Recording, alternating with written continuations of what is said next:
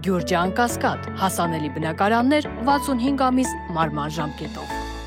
Կոնգրեսում է Մարկո Ռուբիոն խոսել հայ-ադրբեջանական հակամարտության մասին։ Միացյալ Նահանգների ներկայացուցիչների պալատի արտաքին հարաբերությունների հանձնաժողովի լսումների ժամանակ նա պատասխանել է հայամետ կոնգրեսականի հարցին։ Ռուբիոն մի կողմից ասում է, որ խաղաղություն հաստատելու նպատակներ ունեն, մյուս կողմից ընդգծում կա իրական վտանգ, որ հակամարտություն կարող է լինել։ And that's something that's need to be called out as well. As far as Azerbaijan, Ինչ վերաբերում է Ադրբեջանին, մեր հիմնական ուշադրությունը կենտրոնացած է Ադրբեջանի եւ Հայաստանի միջև խաղաղության հաստատելու վրա։ Կա իրական վտանգ, որ կարող է տեղի ունենալ հակամարտություն, որը մենք փորձում ենք կանխել։ Մեր թիմերը շատ ակտիվ ներգրաված են այդ գործընթացում, փորձելով դա իրականություն դարձնել եւ կանխել հնարավոր ռազմական միջամտությունը։ Իհարկե, այդ զրույցների համատեքստում բանտարկյալների եւ մարդու իրավունքների հարցերը կարեւորագույն նշանակություն ունեն։ Ըստ Ամերիկագետի նախ կարևորը միջավայրը, այսպես ասենք հարթակի լրջությունը, որտեղ Ռուբիոն բարձրացրել է հարցը, հետո նաև այն, որ հիմա Ռուբիոն ոչ միայն պետքարտուղար է, այլև Թրամփի ազգային անվտանգության հարցերի խորհրդականի պաշտոնակատար է։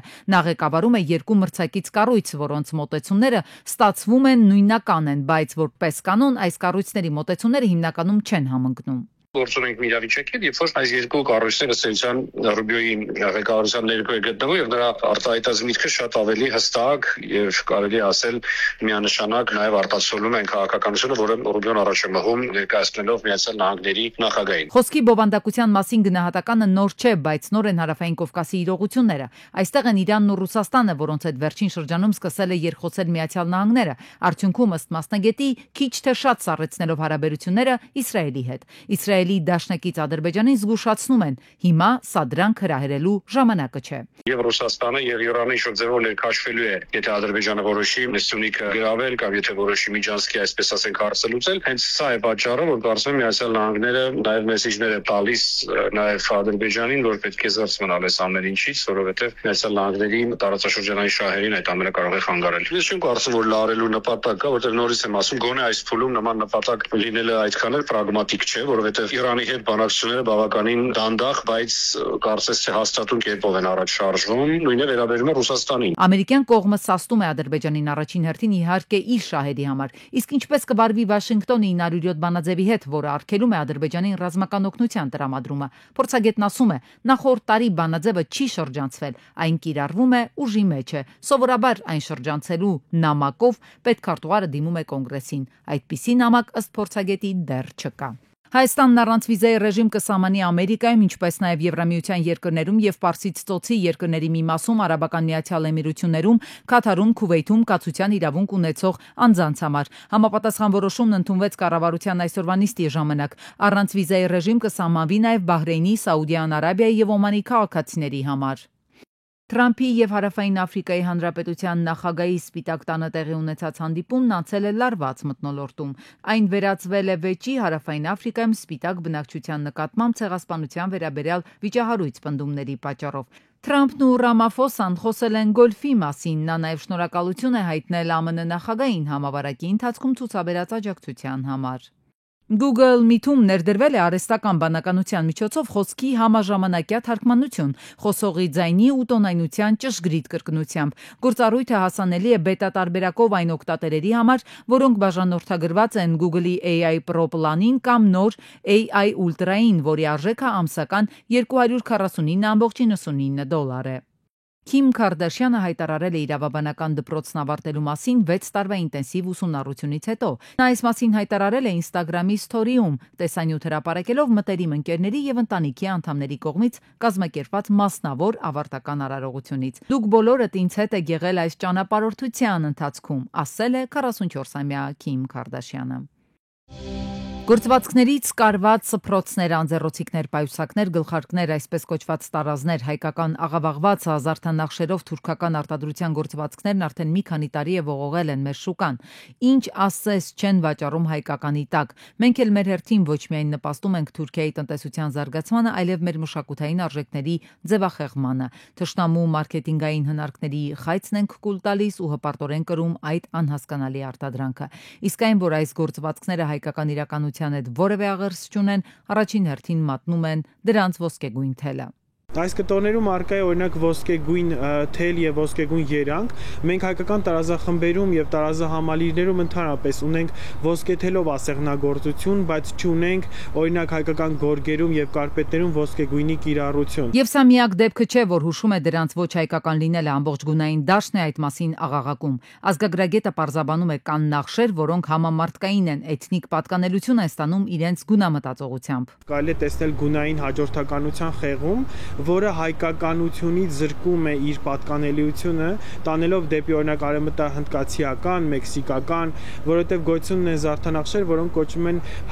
համամարտկային զարդանախշեր, այսինքն եզրագծով իրենք նման են, բայց իրենց գունային դաշտը պայմանավորում է միայն իրենց էթնիկ գունամտածողությունը, կոմպոզիցիան, այս ամբողջի համալիր սկզբունքը։ Եվ ահա մեր էթնիկ գունամտածողությանը բնորոշ են բնության գույները՝ մուգ կանաչը, առնանման կարմիրը, որոնք այս նմուշներում ակնհայտորեն խեղված են։ Հայկական տարազով, եթե դուք բնության մեջ կանգնեք, զուլվելու եք բնությանը, որովհետև բնությունից վերցված է մեր ամբողջ գույները, ներկել են թելերը բնական գույներով, եւ այդ գույները պետք է որ լինեն բնությանը մոտ եւ բնությունից վերցված գույներով։ Հետեւաբար մուգ կանաչը, դեպի գինեգույն, արյան կարմիրը, հա, սրանք հայկական տիպիկ են գունամտածողության դաշտն են, որոնք մշտական կիրառության մեջ են։ Հետաքրքրական է, որ մեր գունամտածողության մեջ շատ քիչ են հանդիպում սևի կիրառությանը, երկնագույն գրեթե չենք տեսնում, բացառությամբ մուգ կապույտի, այն էլ երանգային որոշակի առանձնահատկությամբ։ Այս գործվածքներում հաճախ կհանդիպենք նաև հայկական տառերի։ Մասնագետն ասում է, շատերն են տարակուսում, եթե թուրքական կտորներ են, հայկական տառերն այստեղ ինչ գործ ունեն։ Հայկական այբուբեն, որը որ առաջին հատկից թվում է թե մեր սիմվոլիկան է, բայց պետք է հաշվի առնել, որ կտորը ոչ թե դիտարկում են մեկ թիրախային նշանով, այլ դիտարկվում է ամբողջական համալիրով։ Հետեւաբար այն սիմվոլիկաները, որոնք հայկական են, դրանք արված են հոգեբանական մանիպուլյացիոն ազդեցության համար, այսինքն մարդը տեսնում է դետալը, հաշվի չի առնում մնացածը։ Այս հոգեբանական տերորը միտված է հայկական էթնիկ մշակույթի ձուլմանն ու տարալուծմանը։ Մասնագետն ասում է, տարիներ անց մեր անտեղյակության թուրքական կտորների օգտագործման հետևանքով պարզապես կկանգնենք ազգային զարդանախշերը կորցնելու վտանգի առաջ։ Վտանգը հենց գրպանում անչափահասները սառըզենքի անհրաժեշտություն ունեն, թե թրենդի թելադրանքն է, թեպետ Հայաստանի օրենսդրությունն արգելում է սառըզենք համադրվող դանակների վաճառքն անչափահասներին, իրականում սակայն այն հաճախ թղթի վրա էլ մնում է։ Ծալովի դանակներ ամենատարբեր չափերի ու կառուցվածքի։ Այսօր կարելի է գտնել թե շուկաներում, թե ինտերնետում առանց տարիքային վերահսկման։ Իմ երեխան դպրոց է գնում, դասարանցիների 70-ից 80%-ի մոտ դանակ կա։ Ու չես հասկանում երեխաներին ինչին է Չեմ զարմանում, որ ընկնի ազդեցության տակ ու վաղը իմ երեխայի ձեռքին տեսնեմ։ Դպրոցականներից ոմանք ասում են ինքնապաշտպանության համար է, մյուսները գրավչություն են համարում կամ ուժի զգացողություն ունենում։ Մասնագետներն էլ ահազանգում են այս կտրող գործիքը, որ երբեմն որպես խաղալիք են գործածում, կարող է կյանք արժենալ։ Դեռահասության տարիքում կա նույնականացման մեխանիզմ, որը գործում է հենց այդ միտումով, որ սուր կտրող, փակող եւ իրենից ուժ ներկայացնող գործիքի շուրջ երեխաները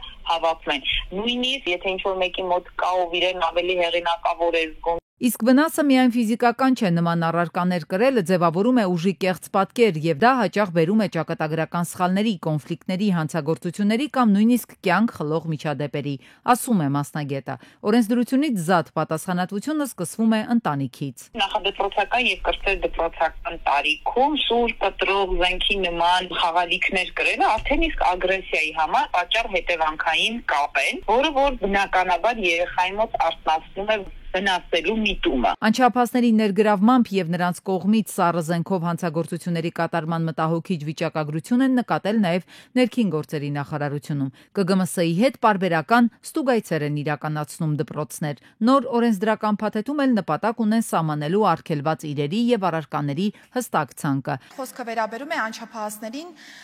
փականներով տարբեր փոքր դանակների վաճառքի արգելքի կարգավորմանը եւ հուսով եմ, որ նմանատիպ արգելքի նախատեսման պայմաններում մենք կգնանք նաև ավելի շատ կանխարգելման վրա շեշտը դնելու ուղղությամբ եւ կկարողանանք այս տեսանկյունից եւս որոշակի արդյունքներ ունենալ, բայց շատ կարեւոր է այստեղ ոչ միայն դպրոցների աշխատանքը, ծնողները եւս պետք է ներգրավվեն եւ ուշադրություն դարձնեն, ինչ է իրենց երեխան կրում գրպանում։ Հոգեբանը հիշեցնում է պատից կախված հրացանը մի օր կկրակի։